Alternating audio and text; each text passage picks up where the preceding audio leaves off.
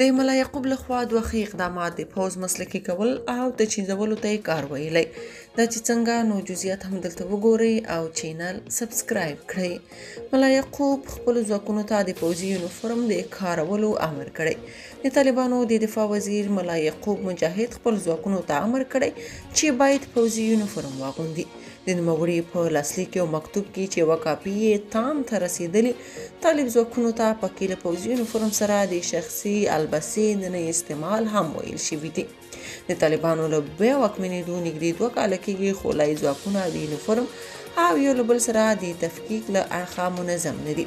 د طالبانو لخوا د شخصي لباسونو استعمال ځینې خلک د ناامنیو له پیښو سره هم تړي او وایي د دوی شخصي لباس ته په ورته لباسو کې ځینې جنایي ډلې غلاوي او نور جرمونه هم ترسره کوي. د طالبانو دفاع وزیر اوس ویلي چې ځواکونه به یې څارل کېږي څو معلومه شي چې څوک دغه پریکړه عملي کوي او څوک سرغړونه ورڅخه کوي. بلخوا دفاع وزارت د جګړه ییزو ګډو زده کړو قومندانۍ کې د 320 بېلابېل ډوله پوځي وسایطو د بیا رغولو خبر ورکړی.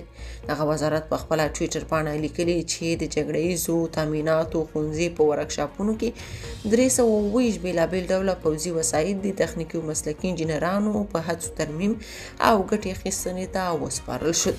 یاد وزارت زیاته کړې چې په دغه وسایطو کې 204 رینجر، 21 هموي ټانکونه، 22 انټرنیشنل، 21 فورت اسپریس، 11 فورکلفتونه او ګڼ شمېر نور پوځي وسایط او تجهیزات شامل دي. د سرچینې په وینا له یادو وسایطو به د اړتیا په صورت کې استفاده وشي. که تاسو په دې اړه څه نظر لرئ، په کومنټ کې شریک او چینل سبسکرایب کړئ.